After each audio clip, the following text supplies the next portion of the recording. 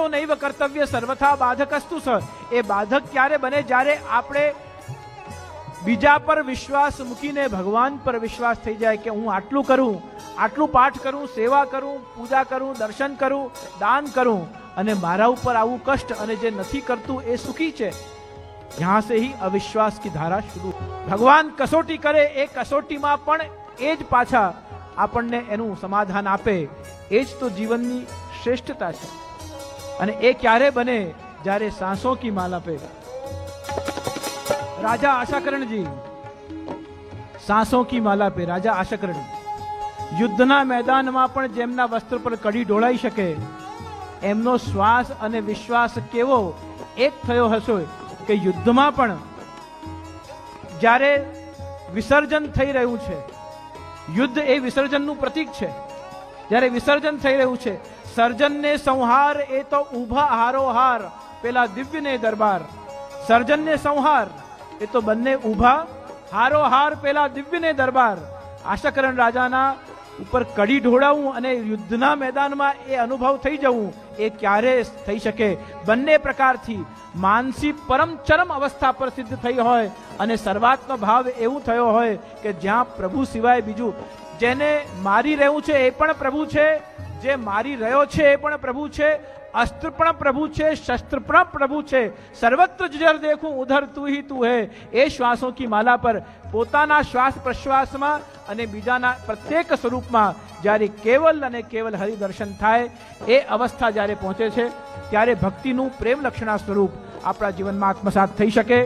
સમય અતિકાલ થઈ રહ્યો છે, તો ભક્તિ રસમાં આપણે આચમન કરીને, અને વૈષ્ણવોએ જીવનમાં 7 મનોરથ, જો આપણે ભક્તિ તત્વનું કંઈ પણ આટલા બધા અલગ અલગ પ્રકારની ભક્તિનું ચિંતન કર્યું, એમાંથી આપણે એકાદ કોઈ ભક્તિમાં અગર આપણું મન ઠર્યું હોય, તો આપણા મનમાં એ ભક્તે ભક્તિભાવપૂર્વક 7 મનોરથ જીવનમાં કરવા જોઈએ. તો ભક્તિવાન વ્યક્તિએ, ભક્તિવાન વૈષ્ણવે કયા 7 મનોરથ કરવા જોઈએ? પહેલા, જેઓ બ્રહ્મ સંબંધ લીધા હોય તો એના ઘરે ઠાકોરજી અવશ્ય બિરાજવા જોઈએ. બીજું મનોરથ, શ્રી ગિરિરાજજીની પરિક્રમા ન કરી હોય તો જીવનમાં ગિરિરાજજીની પરિક્રમા જરૂર કરવી જોઈએ.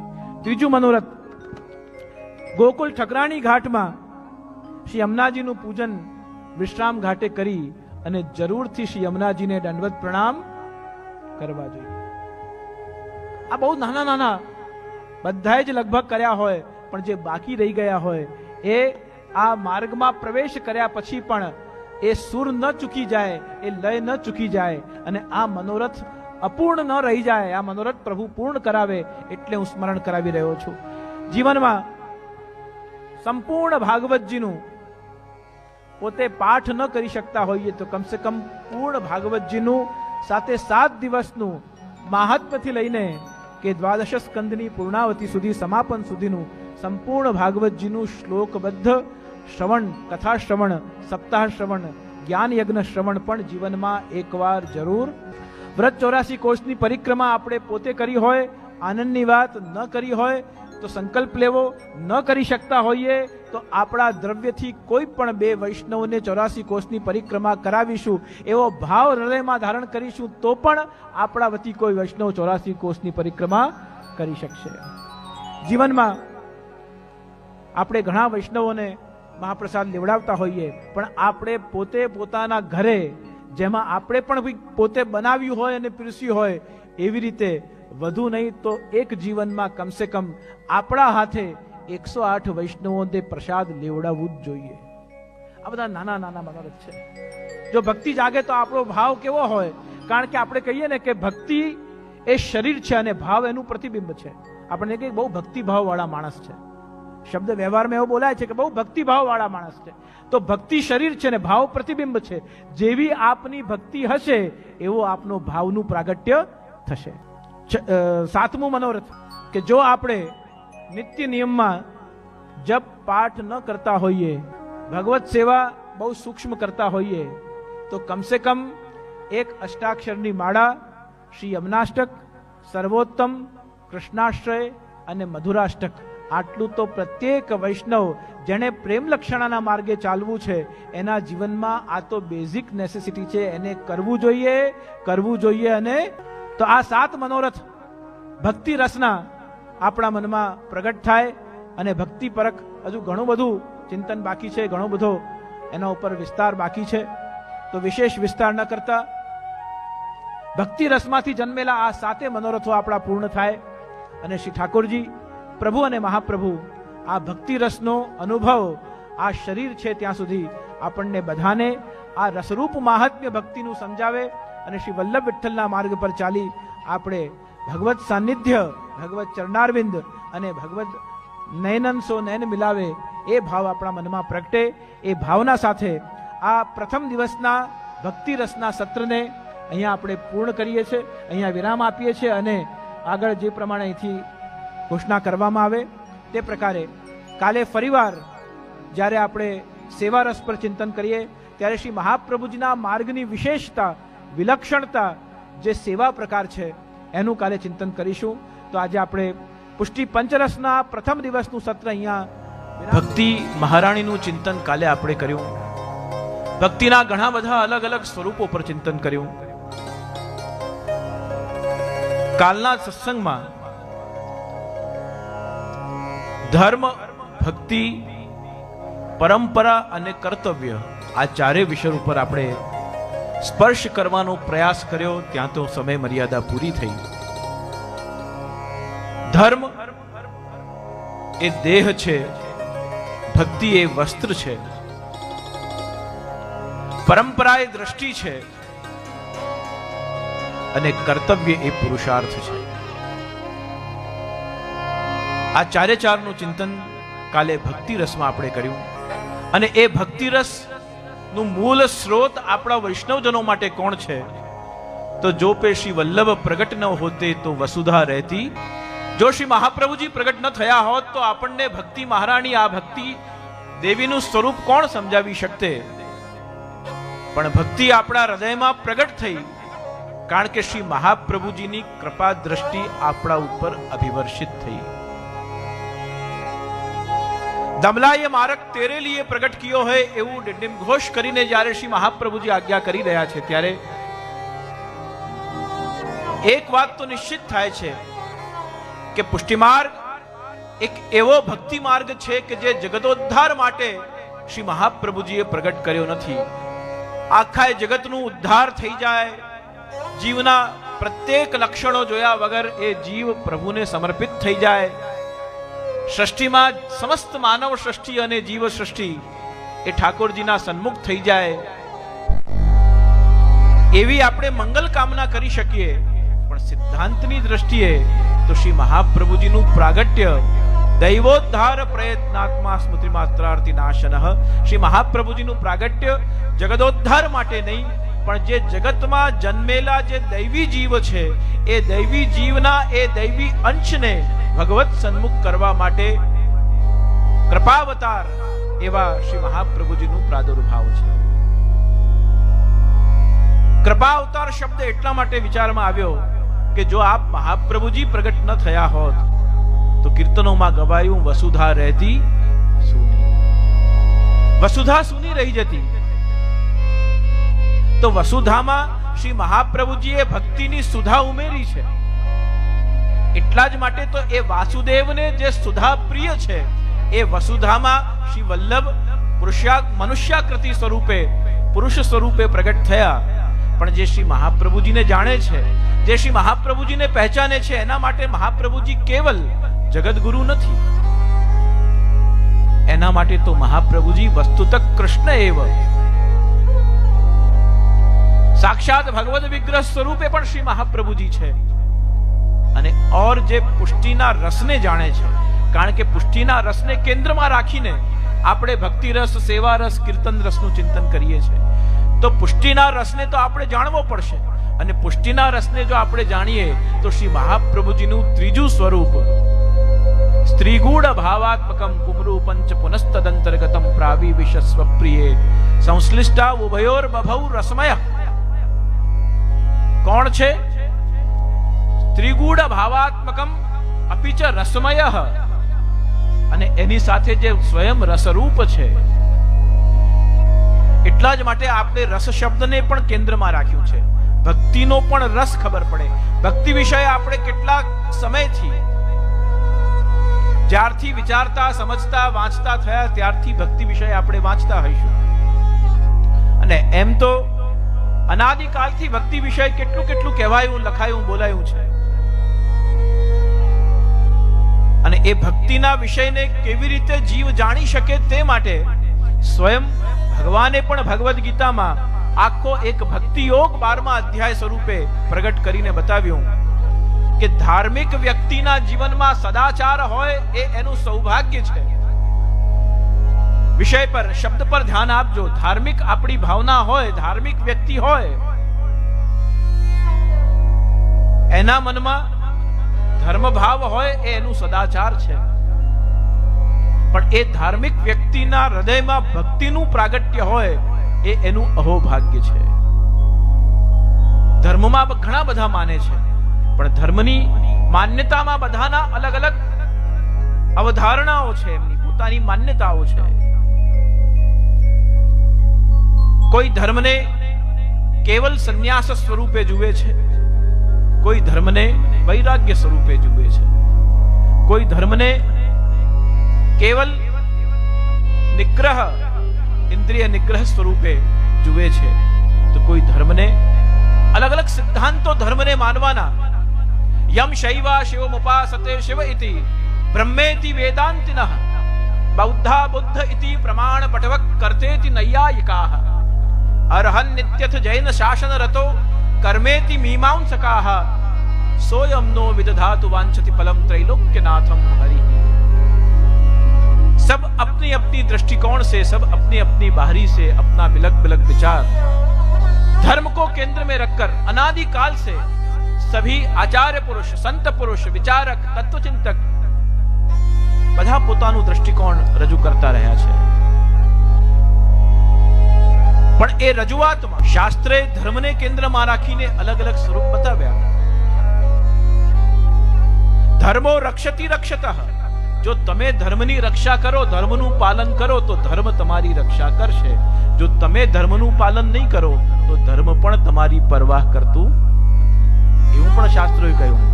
કોઈ જગ્યાએ શાસ્ત્રોએ એવું કહ્યું કે વયમ ધારયતિ ઇતિ ધર્મ. આપણે જેની અવધારણા કરીએ, સ્વીકાર કરીએ, સ્વીકૃતિ કા નામ ही ધર્મ है. ઉપર એટલા માટે હું ભાર દઈ રહ્યો છું આજે, કારણ કે જગતગુરુ શ્રી મહાપ્રભુ શ્રી વલ્લભાચાર્યજીની દ્રષ્ટિએ સેવા એ વૈષ્ણવ સૃષ્ટિનું પરમ ચરમ ધર્મ છે. શ્રી મહાપ્રભુજીએ શું આજ્ઞા કરી? સ્વસ્ય અયમેવ ધર્મો હિ નાનક ક્વાપી કદાચન. સેવા એ વૈકલ્પિક ચોઈસ નથી આપી શ્રી મહાપ્રભુજી. સેવા માટે આપણને સેવા ન કરો તો તમે આ કરી શકો છો એવી કોઈ ચોઈસ મહાપ્રભુજી આપી જ નથી. નિર્વિકલ્પ વિચાર મહાપ્રભુજીનો, અને એ નિર્વિકલ્પ વિચારનો મતલબ છે કે સેવા માટે કોઈ પણ વૈકલ્પિક સંયોજના મહાપ્રભુજીના મનમાં છે જ નહીં. જો ધર્મને કેન્દ્રમાં રાખીને વ્યક્તિ વિચાર કરે તો મહાપ્રભુજીના દૃષ્ટિકોણથી સ્વસ્ય અયમેવ ધર્મો હિ નાન્યક ક્વાપી કદાચન. અગર પુષ્ટિમાર્ગીય વૈષ્ણવ જે બ્રહ્મ સંબંધ લઈ રહ્યો છે, શ્રી ઠાકોરજીની શરણાગતિ સ્વીકાર કરી રહ્યો છે અને પોતાના સંપૂર્ણ અસ્તિત્વ સહિત જે પોતાના મૂળ તત્વને, ભક્તિ ભાવને આત્મા સહિત જે ભગવાનના ચરણોમાં સમર્પિત કરી રહ્યો છે, એ દૈવી જીવ માટે શ્રી મહાપ્રભુજી કહ્યું કે સ્વસ્ય અયમેવ ધર્મો હિ. સેવા ही आपका परम चरम धर्म है. सेवा માટે કોઈ પણ વૈકલ્પિક વિચાર મહાપ્રભુજી આપ્યો નથી. કારણ કે શ્રી મહાપ્રભુજી જાણે છે કે બ્રહ્મવાદ હોય, માયાવાદ હોય, કોઈ પણ પ્રકારના વાદ કે સંવાદ હોય, પણ જ્યાં સુધી જીવાત્માનું નૈકટ્ય, નિકટતા જ્યાં સુધી શ્રી હરિ સાથે સધાતી નથી, સોયમ નો વિદધાતુ વાંછતિ ફલમ ત્રૈલોક્યનાથમ હરિ. અને એટલા માટે સેવા કરવા માટેની ક્વોલિટીઝ સેવા કરવા માટેની આપણી લાયકાત એ શ્રી મહાપ્રભુજી પ્રિસ્ક્રાઇબ કરી, એ આપણને દર્શાવી છે. પણ સાથે સાથે આવા તમે થઈ જાઓ એટલે ગ્રેજ્યુએટ થાવ પછી જ તમને અમુક જગ્યાએ કામ મળે એવી કન્ડિશન મહાપ્રભુજીની નથી. મહાપ્રભુજીએ સેવા ધર્મ પરમ ગહનો યોગિનામ અપ્યગમ્ય એવું શાસ્ત્રોએ કહ્યું. એ જ વિચારને મહાપ્રભુજીએ વધારે વિકસિત કર્યો છે. ધર્મ શબ્દ ઉપર આપણે એટલે ચર્ચા કરી રહ્યા હતા કે જ્યાં સુધી ધર્મના મૂળ તત્વને ન સમજીએ ત્યાં સુધી ભક્તિના સ્વરૂપને આપણે સમજી શકતા નથી. અને જ્યાં સુધી ભક્તિનું સ્વરૂપ ન સમજાય ત્યાં સુધી આપણે સેવાનો રસ જીવનમાં પ્રગટાવી શકતા નથી. અને મહાપ્રભુજીની દ્રષ્ટિએ નિર્વિકલ્પ જે કર્મ છે એનું જ નામ સેવા છે.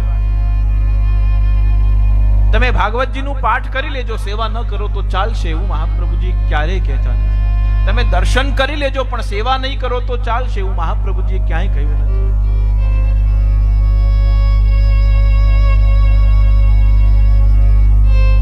ધર્મનું વ્યાપક રૂપ એ છે કે આપણા વિવેકમાં સૌથી પહેલા ધર્મ આવે, પછી ધર્મ ધૈર્યનું સ્વરૂપ ધારણ કરે અને પછી ધર્મની દ્રષ્ટિએ આપણે આશ્રય સ્વીકાર કરી લઈએ ત્યારે ભક્તિનો પ્રારંભ થાય છે. મહાપ્રભુજીએ વિવેક ધૈર્યાશ્રયમાં રહિતસ્ય વિશેષતઃ કહ્યું છે. વિવેક ધૈર્યાશ્રય જેમને યાદ હોય એમાં મહાપ્રભુજીએ વિવેક ધૈર્ય ભક્ત્યાદિ રહિતસ્ય વિશેષતઃ, વિશેષતઃ નો મતલબ કે જે વિવેક ધૈર્ય અને આશ્રયથી રહિત જે છે તે ભક્તિને પામી શકતો નથી. અને જો ભક્તિને ન પામી શકે તો એના મનમાં સેવાનો વિચાર ક્યારે પણ આવી શકતો નથી. કારણ કે સેવા ધર્મો પરમ ગહનો યોગિનામ અપ્યગમ્ય. સેવા ધર્મ એક ગહન ધર્મ છે. સમાજ અલગ અલગ પ્રકારના સેવા શબ્દથી પરિચિત છે. એ સેવા ધર્મ જો આપણે કહીએ તો સેવા મનુષ્ય તરીકે તો આપણું સહજ ધર્મ છે. પણ ધર્મનો પ્રારંભ સેવાની દ્રષ્ટિએ કેવી રીતે થાય તો મહાપ્રભુજીએ ધર્મને કેન્દ્રમાં રાખ્યો, ભક્તિનું ફર્સ્ટ સર્કલ કર્યું, એના પછી સેકન્ડ સર્કલ વિવેકનું, થર્ડ સર્કલ ધૈર્યનું, ચોથું સર્કલ આશ્રયનું અને પછી સેવાનો સર્કલ મહાપ્રભુજી બતાવ્યો કે જ્યાં સુધી જીવાત્માને પરમાત્માના સ્વરૂપમાં વિવેક ધૈર્ય અને આશ્રય આ ત્રણેય થતો નથી ત્યાં સુધી ધર્મનું સ્વરૂપ સમજાતું નથી. વિવેકનો મતલબ શું થયું કે હું હરિનો હરિ મમ રક્ષક, યહ ભાવ પ્રતિક્ષણ આપણા મનમાં રહે એ વિવેક છે. જીવ તરીકેનો વિવેક તો એ છે કે આપણે કોઈનું હિત ન કરી શકીએ પણ કોઈના અહિત કરવાનો વિચાર મનમાં ન આવે એ વૈષ્ણવી વિવેક છે, એ જીવ વિવેક છે.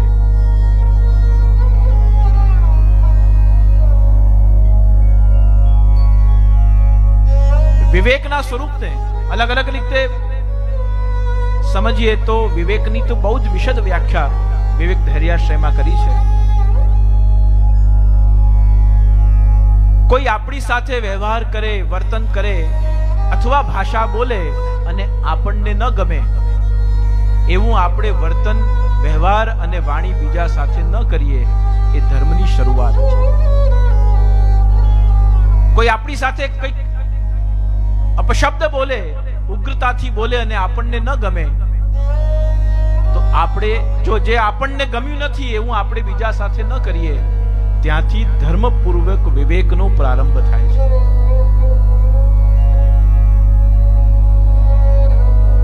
સ્ટીવ જોબ્સે એના બુકમાં પ્રિફેસ લખવામાં છેલ્લે એવું લખ્યું છે કે common sense is not the asset, it's a punishment. Steve jobs એવું લખે છે કે common sense is not an asset, it's a punishment because we have to deal with one who does not have it. જેને નથી એની સાથે રોજ રોજ આપણે એનું ડીલ કરવું પડે, એટલે કોમન સેન્સ પણ આપણા માટે પનિશમેન્ટ બની જાય. વિવેક કા કુછ ऐसा ही है. મહાપ્રભુજી કહ્યું કે વિવેકસ્તુ હરિસર્વમ નિજેચ્છાત કરિષ્યતિ. તું તારા પુરુષાર્થથી પ્રયાસ કર, પણ પરિણામ તો અંતે ઈશ્વરના હાથમાં જ છે. કારણ કે નિજેચ્છાત કરિષ્યતિ એ વિવેકસ્તુ હરિસર્વમ. ધર્મની દ્રષ્ટિએ જો વિવેકનું સ્વરૂપ સમજાય તો ધર્મની દ્રષ્ટિએ ભક્તિનું સ્વરૂપ પણ સમજાય. કારણ કે વિવેકની જાગૃતિ એ ધર્મનું પહેલું પગથિયું છે. ધૈર્યની સમજ એ ભક્તિનું પહેલું પગથિયું છે. અને આશ્રયની સ્વીકૃતિ એ પ્રેમ લક્ષણા ભક્તિના દ્વાર ખોલે છે.